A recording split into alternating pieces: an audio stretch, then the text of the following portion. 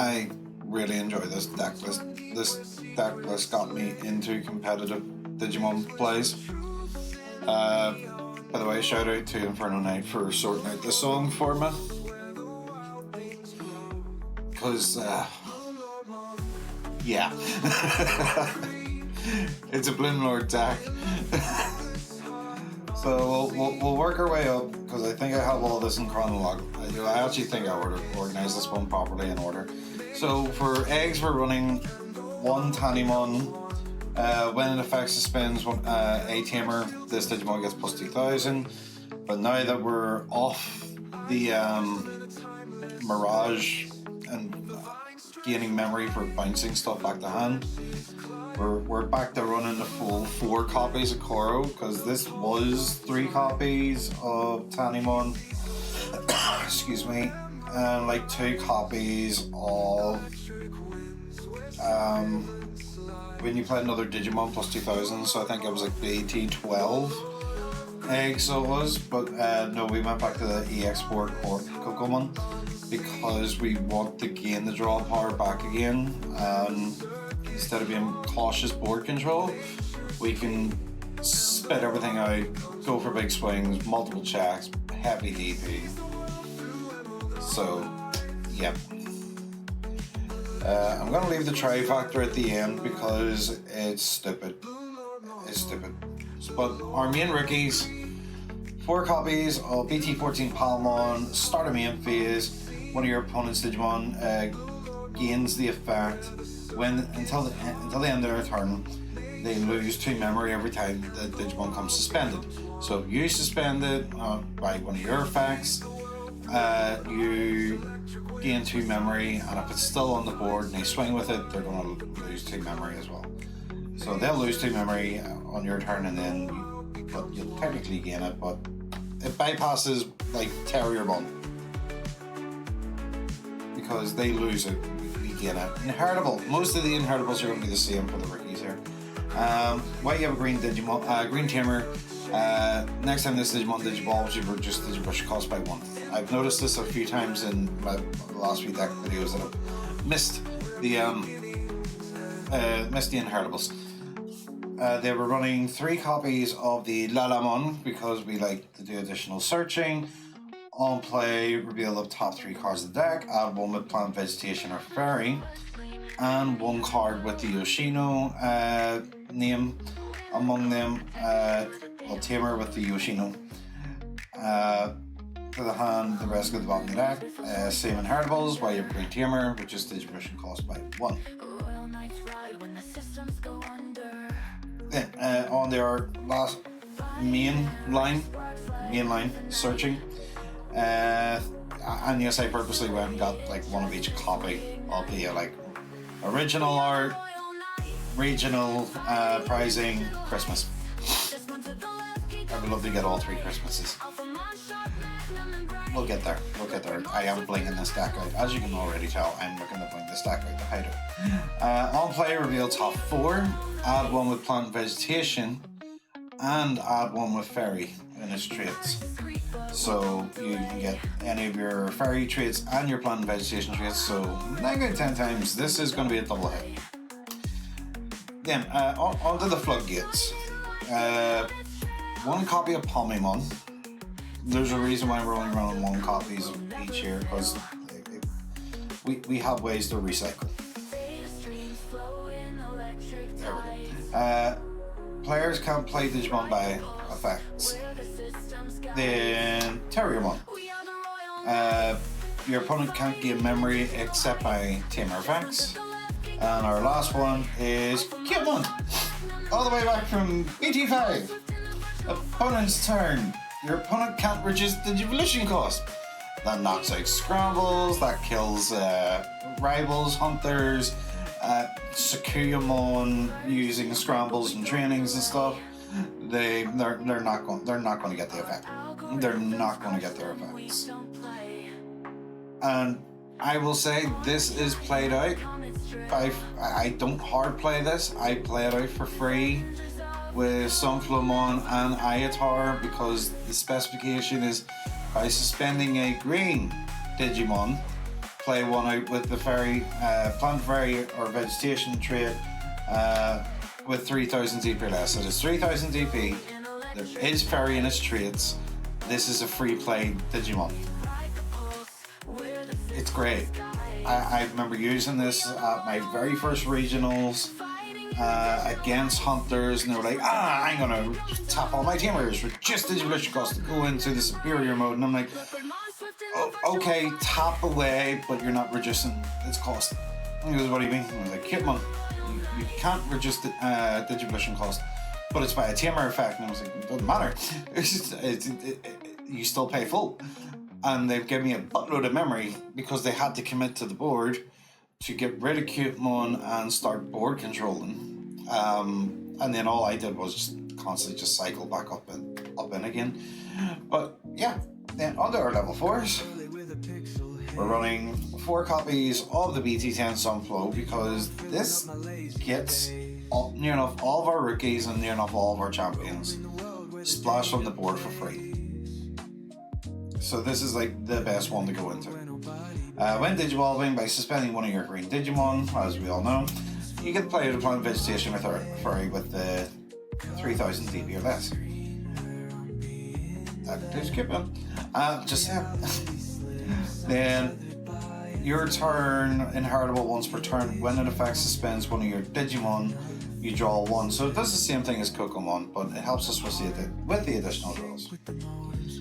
And we are running 3 copies of Sunflowmon from BT13.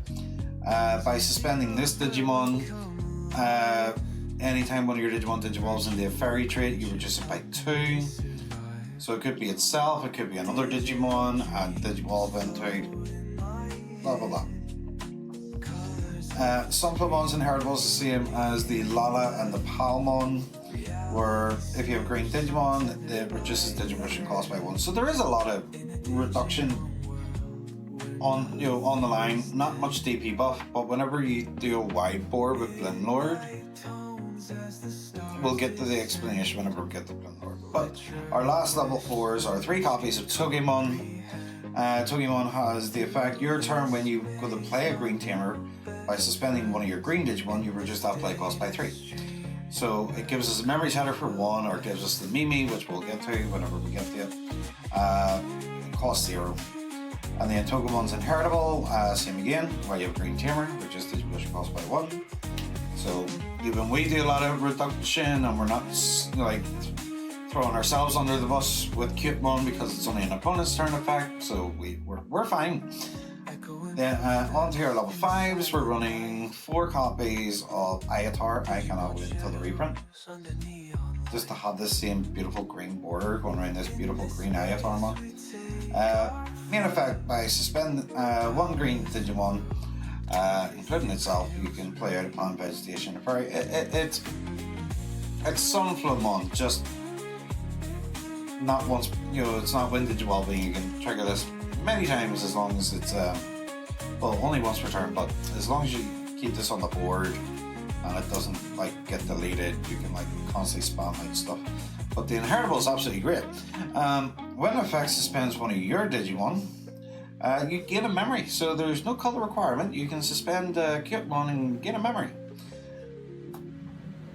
It's absolutely fantastic. Then our other level 5s are 2 copies of Lala.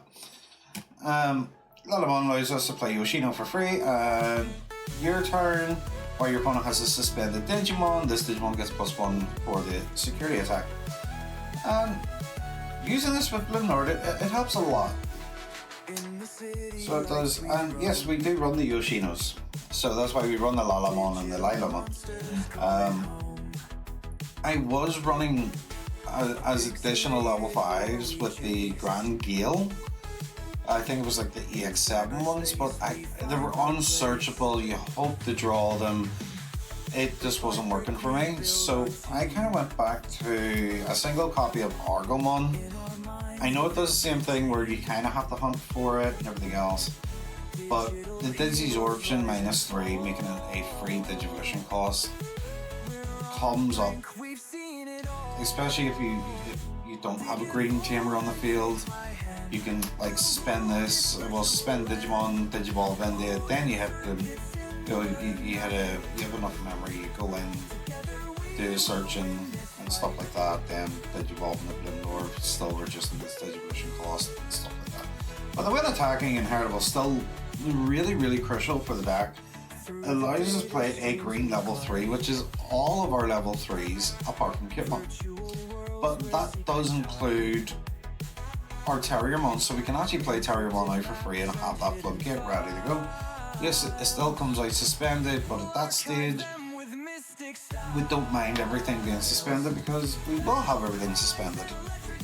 Then the last one off is I went back to Blossomon. I don't know. I maybe double Cherrymon again from BT10 for the redirect, but at the minute I don't mind the Digisorption, the like reduced Digivolution cost and everything. And same again, you just with Digiball by suspending one of your Digimon, reduce Digivolution cost. Suspend one of your Digimon, reduce Digivolution cost. So you can still suspend Cute1. There's no color requirement for the suspension for the Digisorb. As long as just this is Digivolving on top of Green Digimon, you're good. You're good. Then on the level 6s, we're running 3 copies of Bloomlord. I was running this as a full playset. I might go back to a full playset, but the deck needs help. Bloomlord just can't be aggro and then die to security. But yeah, when Digivolving, you may suspend one of your Digimon. Then for every plant, fairy, and vegetation that is suspended, you gain a memory, and then if you gain 2 or more, this one suspends and it gains piercing. Then all your turn, for every 2 suspended Digimon, so that would include like say the Terriermon and the Argo, you'll gain this security if they're suspended. You get for every 2 you get plus 2,000 and security attack plus 1. So yeah, it helps just like both board control and board wide as possible. So it's either your opponent has to get rid of this and deal with small things on the board, or you're going to deal with small things on the board, leave this on because it's done its big thing, then rebuild the board, which is cheap enough for this deck anyway to like respam. But yeah, only 3 copies of Bloomlord. Then our side support level 6s are 2 copies of Pokemon Ace. I love the fact that it does now have this ruling of it is treated as vegetation, so this is searchable aces. Instead of Zavagamon Ace, we now have a plant and vegetation ace that is a blocker and reboot, so this does give us a bit of extra protection. As a on play when Digivolving, Digivolve 2 one of your opponent's Digimon. Then return one of your opponent's suspended Digimon back to the bottom of the deck. It's nice. It's still a 4-cost hard Digivolve into, but most of the things are in this anyway. But because we have the reduction inheritables, they can go down to 2 cost, they can go down to 3 cost, whatever it is, and we can just do cheeky swings or board control and chip away at the board, then swing with Bloomlord, doing the 2 checks with inheritable, with the plus 2k, so like 14 2 checks. Then whenever past turn, it has reboot with blocker, so we have a 12k blocker, which is going to help control the small stuff of the board. Then our last level 6, just a single copy of Quantumon. When Digivolving, you may place a Digimon to security. That includes our own. So if we know that we're getting low in security, right, I'm going to take that Searcher Palmon and put it in the top of my security. Then we get to look at our opponent's security. Then we get to pick a card from our opponent's security and place it at the top of their deck. Then, at start of opponent's turn, before they draw, you declare either Digimon, Tamer, option, whatever it is. If you guess correctly, we're going to know what it is because we've set up the top of their deck. So say we were like, okay, we're going up against Omnimon DNA. We want to keep this on board. So we're going to put, say, Agumon or whatever, any Digimon, to the top of our opponent's deck and say, right, start opponent's turn. We're going to declare Digimon, and they flip it. Oh, it's the Omnimon Ultra S. We're going to bottom deck it. Now, this is unaffected by Digimon effects. So if they try and get rid of this by bottom decking it, place in the security, like with Masty or anything like that, it's like, yeah, this just stays. Don't worry about it. It just stays. And it has that protection until the end of the opponent's turn. Then on their level 7s, we already did the 6s, so yeah, two quartz one. Still one of the best level 7s out there for pure green. Quartz one, when Digivolving, suspend all Digimon and all Tamers on the board. Then for every 2 that is suspended, you gain a memory. Then all turns, nothing apart from Quartz one can unsuspend. So if you're having a Quartz 1v Quartz 1, and you can both Quartz lock yourself, and this is where Quantumon does the funny bit. I know I can get rid of my opponent's Quartz 1. I may Digivolve in the Quantumon and put my Quartz 1 to my security, and then look at my opponent's security and then get rid of theirs by, I don't know, put them on Ace. It's something. When attacking, for every 5 suspended Digimon and Tamers, this includes your side and your opponent's side of the board, for every 5 that is suspended, you trash 1 on the top of your opponent's security side. By the time you're going in the Quartz 1, you've got about 7, 8, maybe 10 things on the board, including Tamers and other Digimon. So you're just on your side alone, you could be trashing maybe 1 or 2. Then you just think how much you're going to be trashing from your opponent's side, because you're doing the when attacking, you suspend something first. So your opponent's Digimon or your opponent's Tamer.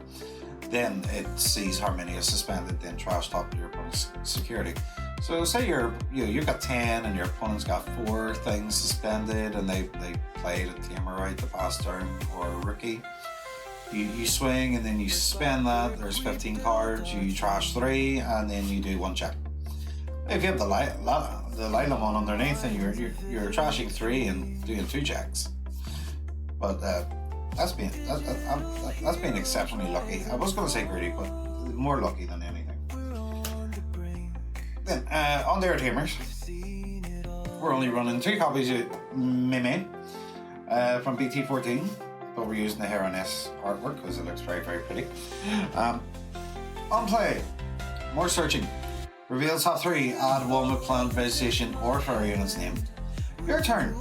When an effect suspends a Digimon, suspend this Tamer, you get a memory. You have 2 on the field, you get 2 memory.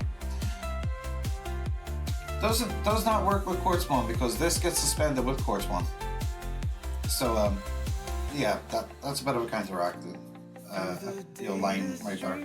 But it is what it is. Then as I say, we are running Yoshino, so we're running to the memory setter BT13. The reason why I picked Yoshino over the memory setter Mimi is that if I only see 1 of these on the board, it's making it worth the while. Because every time we Digivolve into a plant, vegetation, or fairy, we can suspend this to gain the memory. So it's making everything so much more cheaper. So it's like we might be paying for full, but we're actually tapping and making it 1 less cost.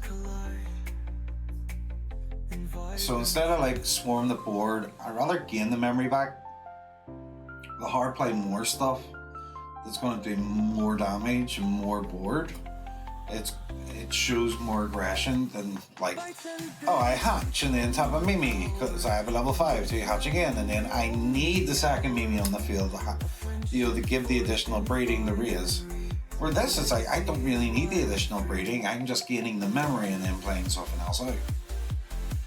So this is my, people are going to have disagreements. People are going to have different thought processes, which is entirely up to yourselves.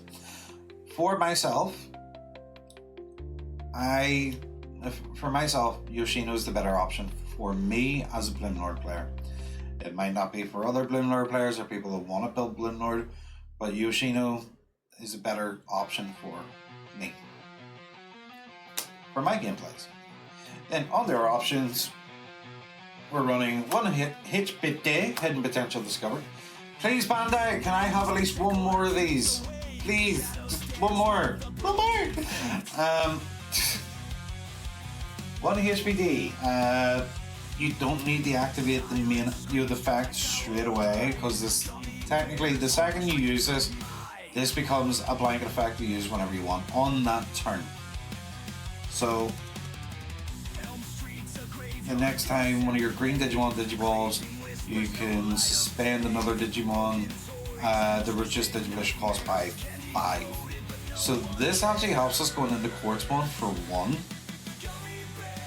Because I've done a really, it sounds really bad, I have a really stupid play with this, where I will go, say, into Bloomlord, gain the piercing, gain the memory back, then play out, say, a Palmon or Lalamon, do a bit more searching, whatever, then trigger HPD, suspend the Digimon I just played to go into Quartzmon, suspending everything else, because piercing is given to the Digimon in the line. Quartzmon now has piercing. So Quartzmon can swing into something, suspend it, suspend something else, trash top the security. If we have the security attack +1 from the Lalamon, then Quartzmon is piercing after already trashing whatever for 1-2 checks at like 15. If we have the one-off tiny one, it's 17,000. That's why I thought that was a really funny play. It's very specific, but with the gameplays that I have, it comes up a lot more than what I actually thought in the first place. Right, rest of the options. 2 copies of green scrambles. This website we don't mind. Lalamon's the only one that Cute One's the only thing we can't really recycle back, but Palmemon we can. If we need to take our time and rebuild a stack in the back before going aggro. Scramble, main effect, one of your Digimon can Digiball, reducing the Digivolution cost by 3. Then start of your turn effect before you draw, you trash this. If your opponent has a Digimon, place a Digimon to the top of your deck, and then you get to play out one with like 2000 DP or less, which is the majority of our rookies, apart from like Cutemon and stuff like that, it's color restricted. So we can either play a Terriermon out or play out the Palmemon to deal with the board control. But yeah, 2 green scramblers. Then we're playing 2 agility trainings. Reveal the top 2 cards and add 1 green card among them, so that could be another option card, it could be a Tamer, it could be a Digimon. Then delay effect, trash this card, reduce Digivolution cost by 2. As you can tell, there's a lot of Digivolution reductions. Then our last 2 cards is actually 2 security bombs. Randall Souls from BD10. Not a lot of people are playing into the security bomb lines at the minute. So having this as a tool, either to use by hand, and don't worry, we're not going to, unless it's desperation, we're not paying the full 8 cost. We usually have more than 2 suspended Digimon in the field, which makes this a 6 cost, because it reduces it by 2. And the main effect is just suspend one of your opponent's Digimon, then return one of their opponent's suspended Digimon back to the bottom of the deck. Things like a lot of ace mechanics, you're going to gain the overflow, so it's not even going to be a 6 cost no more. It's going to be a 2 cost because you're going to gain the overflow. But yeah, all the security effects. I forgot about security effects again. Grandel Soul, activate the main effect, so suspend something, bottom deck it. Agility training, placed in the battle area. Green Scramble is play out one green Digimon with 2000 DP or less, then add the green Scramble to hand. Hidden potential discovery, add the hand. Yoshino, play from security. Mimi, play from security. Just to make sure I've got this right, because I always do tend to forget about security effects and most inheritables. But yeah, this is my version of Bloomlord control. I would suggest if you don't want to do the board control or the floodgates, my suggestion would be replace these with Palmon X antibodies. Just so you can purposely raise the Palmon, get the starting main effect, Digivolve into Palmon X, suspend one of your opponent's Digimon, gain 2 memory, because 9 out of 10 times Palmon from BT14 plus Mimi on board equals at least 5 memory on your turn. If you have the memory, if you're put to 1, you're guaranteed 3. And 3 memories, all you need to start building up to your line. Easy peasy. But if you like this version and you want to give it a test out on DCGO, or you have the cards and you want to bring it down to your locals and give it a try, my suggestion, go give it a try. Work it as how you feel comfortable with it. So the future Big R should already have the deck list up on the screen here, so if you do, thank you very much, you are a gem. But yeah, this is my version of Bloodlord. It's still one of my favourite decks. As I'll play casually with it now because I don't like to be an aggressive player no more. It doesn't keep up with the meta. I would still classify it as rogue. But yeah, I like it. Win or lose with it, I like it. But I hope you guys like it too. And if you do, don't forget to hit the like and subscribe button. Keep up with any updated deck lists and any new deck lists that might come out to the channel here. But until next time, guys, be good, and I'll catch you all later.